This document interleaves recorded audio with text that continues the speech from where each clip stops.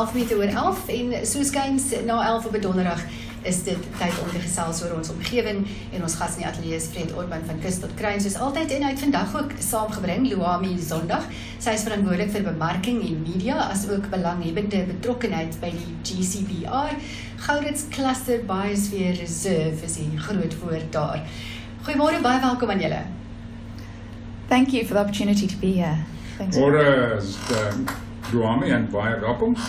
Dis die eerste van 'n paar praatjies wat ons gedoen in die volgende paar maande om te verduidelik waaroor biosfeer reservaat gaan.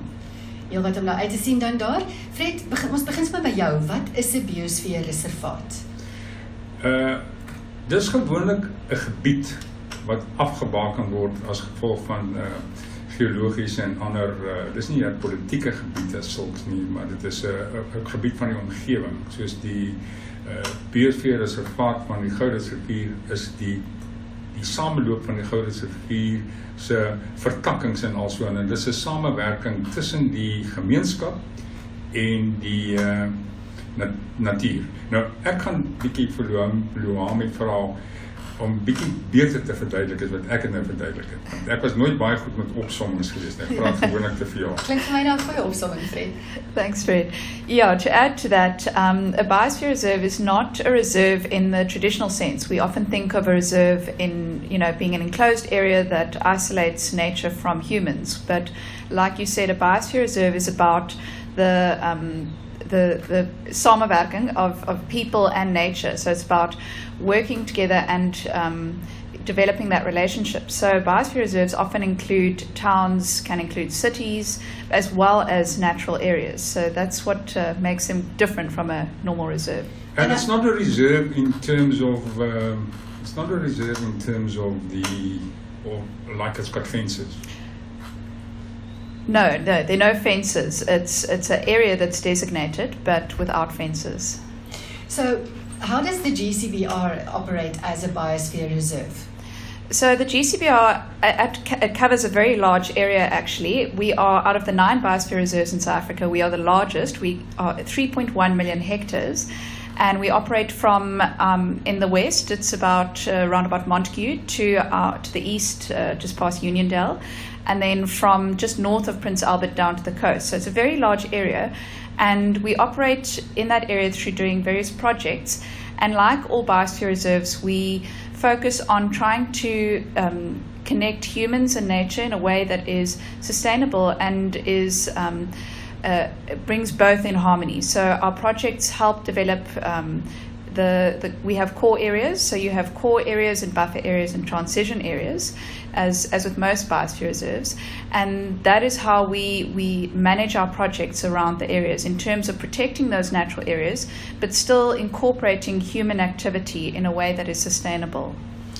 We're going to listen to a little bit of music and then we're going to continue our discussion with you. Dit bring ons by 19 minute oor 11. Ons gaste in die ateljee Fred Orban en Luami Sondag van die GCBR. Luami, what makes the GCBR so special? So, other than the fact, as I mentioned, that we're the biggest biosphere reserve in South Africa, we are also the only place in the world where 3 biodiversity hotspots converge. Now, for those people that don't know, biodiversity hotspot is an area of significant biodiversity. So basically, you've got really, really a large amount of different plants and animals. So we are unique in terms on a global scale. Just briefly mention those hotspots. Where so are the they? Hotspots, it's the fynbos, the succulent karoo, and the Maputo Ponderland Albany hotspot. So the fynbos, everyone is aware of the Western Cape fynbos vegetation that extends into our domain. Succulent karoo is your semi-arid areas like around Oudtshoorn and Carlitsdorp, that's succulent karoo. And the Maputo Ponderland Albany hotspot extends from just before the Eastern Cape all the way up to Mozambique. So it's a very large area. Fred, dis 'n baie groot area en daar is heelwat projekte waarby die GCBR gevolglik betrokke is. Kan jy ons meer vertel daarvan? Ja, die projekte onder andere Respectboom is een van die baie groot projekte en was een van die eerste projekte wat aangepak is laaste in die Van Wykstorp area en dit het geweldig baie werk verskaf en dit het ook weer die plantegroei begin vestig in die Van Wykstorp en daai klein Karoo area, want deur die jare maar deur slegte boerderypraktyke en so aan, het 'n bietjie vernietig geraak. Maar vertel ons net so 'n bietjie, al hierdie goed word nou gedoen, Luami. Waar kom die geld vandaan? That's a good question. We have various funding streams, but our largest funder is a Dutch philanthropic company or organization, obviously from Holland, and that is our biggest support at the moment. And local support from local support, we do get money from various channels, including DEDP, so they do also support us financially.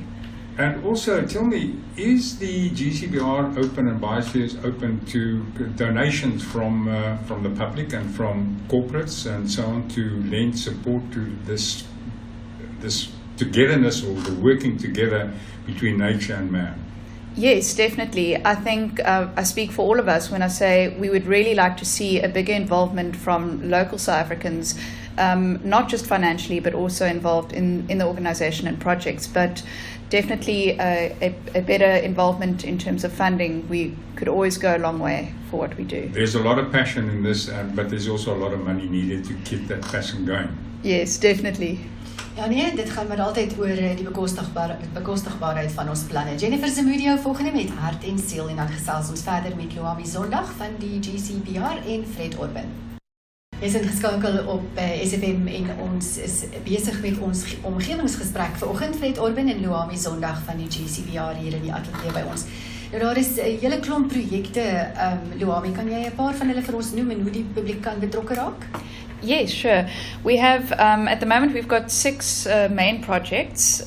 We've got environmental education, which is rolled out at schools specifically in more underprivileged areas where we teach the kids value for nature.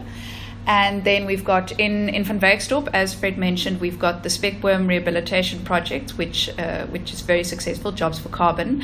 And also in that area, we've got, we are busy establishing the Van Wyksdorp Development Institute along with the community, which is the Van Wyksdorp Development Institute. And that is going to be a skills center for sort of tertiary skills development for people in the community. Then we've also got Waterwise Ways, which is a great project that at the moment is in De Rust, but will spread further afield. And they look at educating people about water use in homes. And they also fix old cisterns and teach communities a little bit about waste as well, and waste linked to water. And in addition to that, they also are looking at we have one artificial wetland in De Rust and at a municipal site, and looking to roll that out to other areas. So that's the Waterwise Ways project.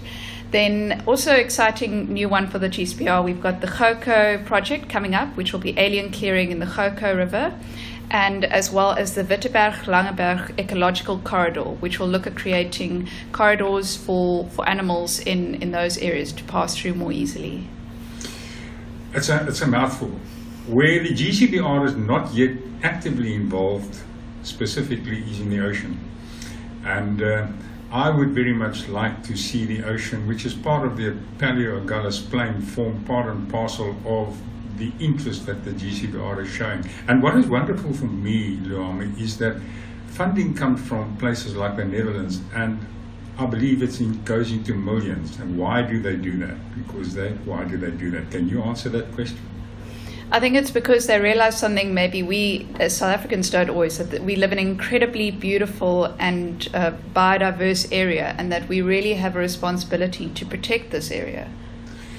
It's often the old saying, you can't see the wood for trees, and we find that people look at things and they don't really realize that it's actually deteriorating. But when you're sitting in Europe and you have an interest in another country with the biodiversity and the diversity of people that South Africa and Africa has, but particularly the Western Cape, then it's something huge. And I think if our people, those that are listening here today and their friends, can also start getting involved little bit by time. Yes, I think if I could ask the listeners to be involved, become a member, any way, shape or form will be great. And they can do that at going to our website and our Facebook page, goritz.com. And you mentioned about a new office that you have? Yes, and it's very exciting as well. We are officially setting up our new head office in Riversdale, so pretty much in the heart of the Biosphere Reserve. Baie dankie. Baie dankie vir julle inset vanoggend. Dis al wat ons voor tyd het op hierdie stadium. Fred, ons gesels weer met jou volgende week en dan Luami will shortly be talking to you again in the next of the series of discussions with you. Thank you. Baie dankie.